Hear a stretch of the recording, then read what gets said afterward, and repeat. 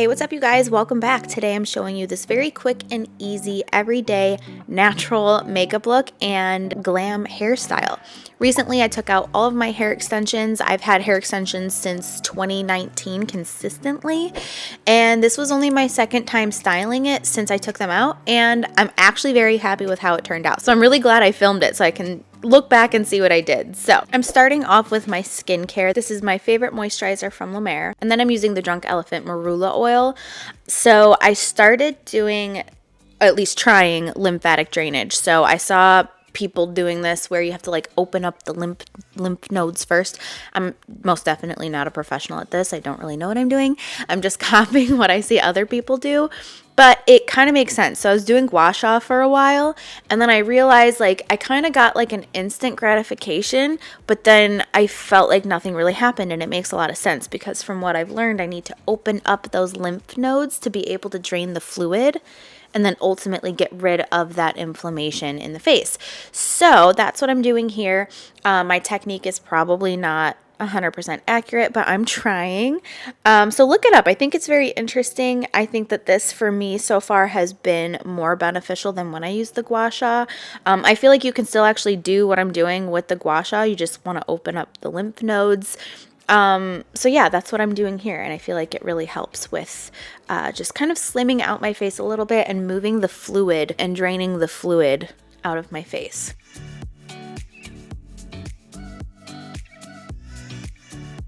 Okay, so now for my hair. I'm using this wet brush just to brush it out. I feel like it always looks like I'm so aggressive with brushing, but I was being gentle. I've used this product for years. This is the Redken Diamond Oil. I just did a couple pumps and I'm bringing that through the ends of my hair.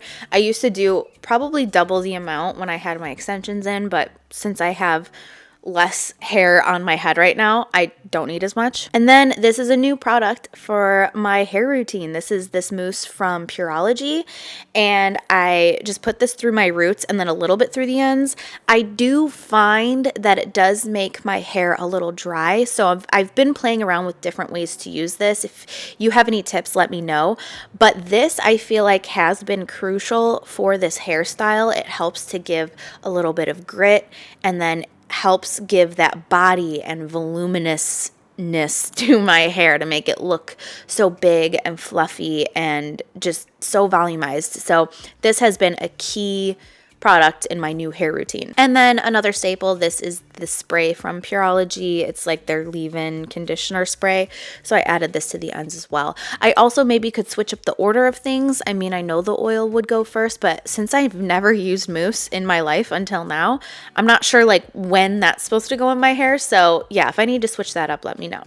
But yeah, so I just brush all of that out, make sure it's all evenly distributed in my hair, and then I'm just going in with my air wrap, and I'm using the hair dryer attachment. So I've found since taking out my hair extensions, I've used my air wrap constantly. It has been my favorite tool because I feel like when I had my hair extensions, my hair was so thick with those that the air wrap just didn't pack the punch for some of the brush heads. But I feel like because this is my natural hair texture and thickness, I can use it a lot more easily. So you'll see this entire style, I switch out different attachments, and I've been getting a lot more use out of my air wrap now. So I just did a rough dry with the air wrap, and now I'm just sectioning off the hair.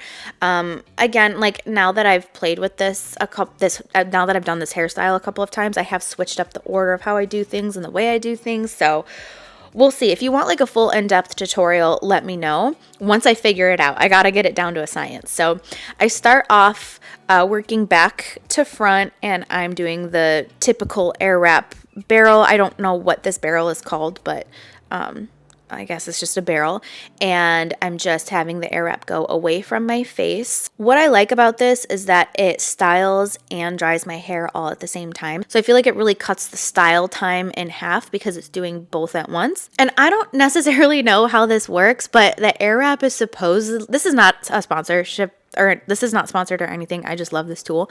And I know that there are some other like cheaper ones out there, but since I bought this, I'm gonna use it.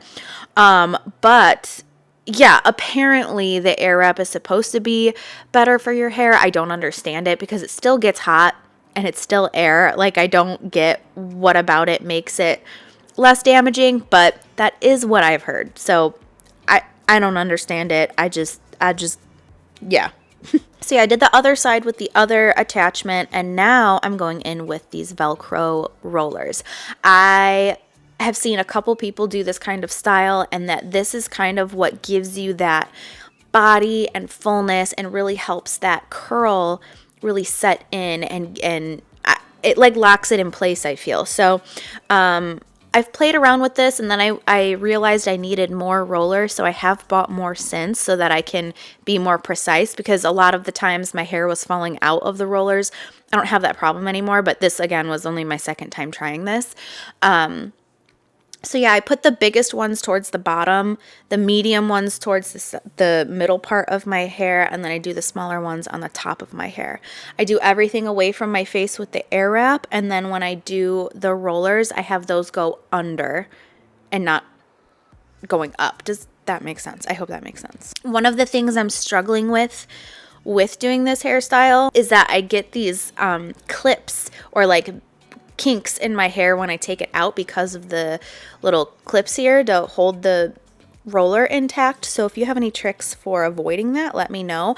I feel like you really can't see them because once it settles and all the hair is down, you really can't see it anymore. But I'm sure that there's a better way. So if you know of any, let me know.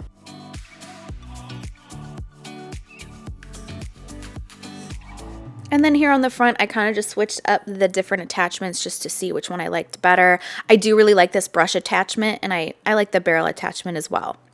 With the whole top piece, I have everything going up and away from the face, so then when it falls down, it kind of swoops. So at least that's what I see other people doing. Once I've got everything pinned up in my head, I just sprayed it with some hairspray, and then it's time for makeup. For my makeup, I'm using the Rephr Hydration Cream. This kind of doubles as a moisturizer and a primer. And then for foundation, I'm going in with my favorite Pat McGrath foundation and my foundation brush that I made with Sigma. My brush set is still available, by the way. I feel like I haven't talked about it that much in a while, but it's a set of 5 brushes, 3 of which I've custom designed. So I will link that down below because it still is available on their website.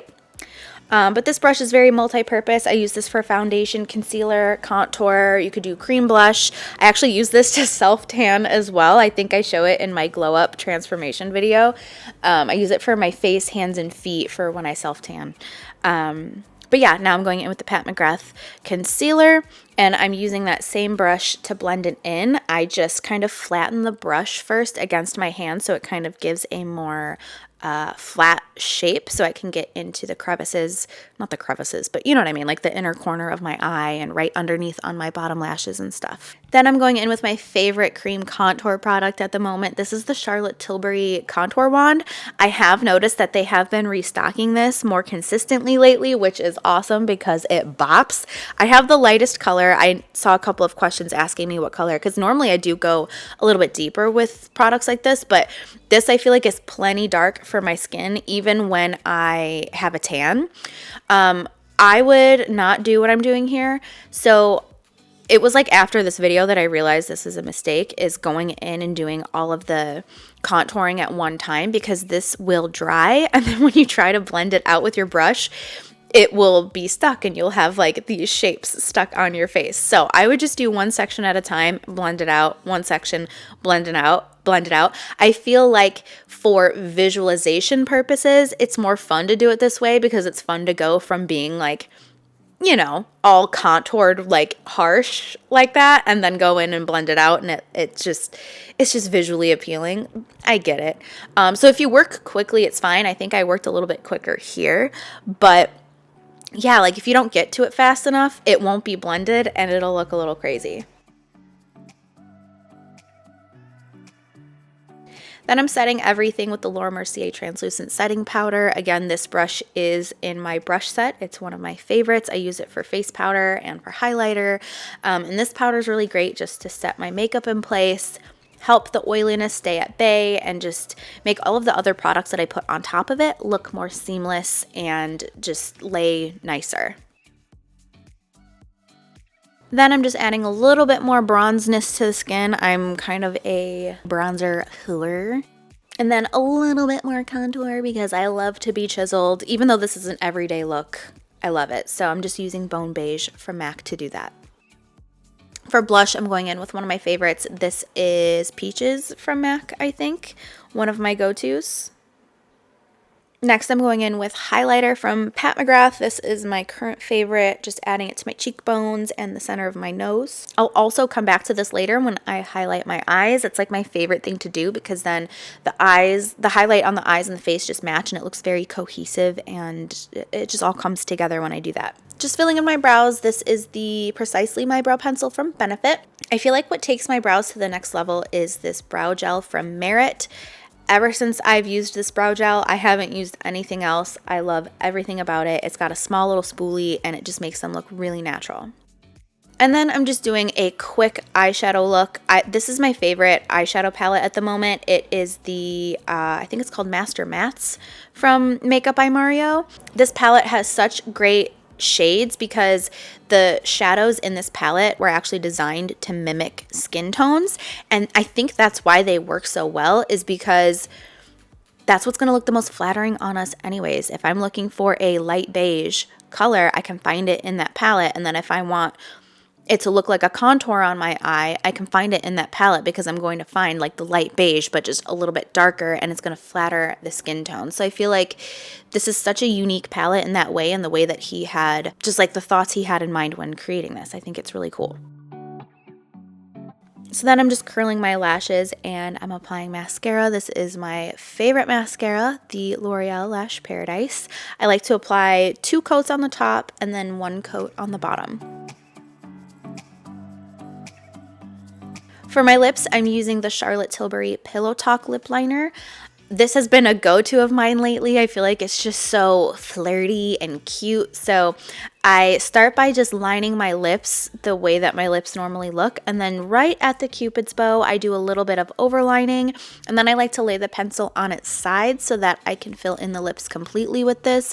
This is how you're going to get your lips to really last, is by layering your lip liner all over your lip first and then applying your lipstick. It's almost like you've got this double sandwich effect that just like they help each other last. You just want to make sure that you lay that pencil on its side so that you're not like drawing directly on your lips. It'll be way too much product.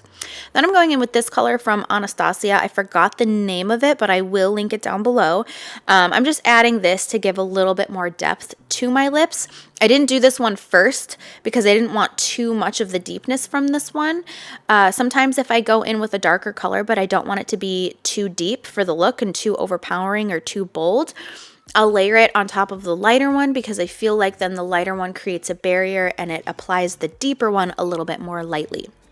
Then I'm adding on Pillow Talk lipstick from Charlotte Tilbury. This is the same color as the lip liner, and it's a matte lipstick, but it has it feels really creamy, so it's very comfortable on the lips. I actually feel like this is like the perfect bridal lipstick. And then I'm going in with this brand new lip gloss from Laura Lee Los Angeles. This is so pretty. It has like a pink sparkle to it. This has been my go-to.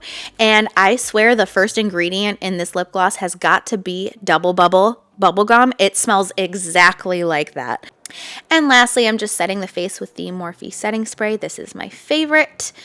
And that is the completed makeup look. That took me probably about 20 minutes to do my makeup, and now I'm just taking out the rollers, so that's how long they set for. I think the longer you have them in your hair setting and cooling, obviously the more bold, intense, and long-lasting your hairstyle will be. But so far I haven't really left them in any longer than that, but this was like, I don't know, this was kind of shocking to me how good it looked because I never do hairstyles like this, and it just gave me such 90s Rachel Green vibes, and I'm loving it. So I did go in and just like firmly brush them out, which now, I mean, I probably wouldn't do this now that I've done this a couple times. I do it a little bit more softly. But yeah, I kind of just like fluffed it up, played with it. You can see how volumized my hair is, and that is from that mousse. And I really loved how it turned out. It looks so pretty, so like, I don't know, I feel so womanly with this hairstyle. It's so pretty. I did touch up some of these front pieces because I did want them to be a little bit more swoopy. And then I just sprayed it with some hairspray, and I think I added a little bit more oil to my hair too, just to give it some more pieciness at the bottom. But that is the completed hairstyle. Please let me know any tips and tricks that you have for this hairstyle. I'm very new at it. It's been fun just playing around and trying new things with my hair because I haven't had my hair this length in so long. So let me know your thoughts. Let me know your tips. And I hope you liked this video. It was fun to create this, even though I don't know, I haven't done a voiceover in years. It's been so long. I mean, for like a tutorial.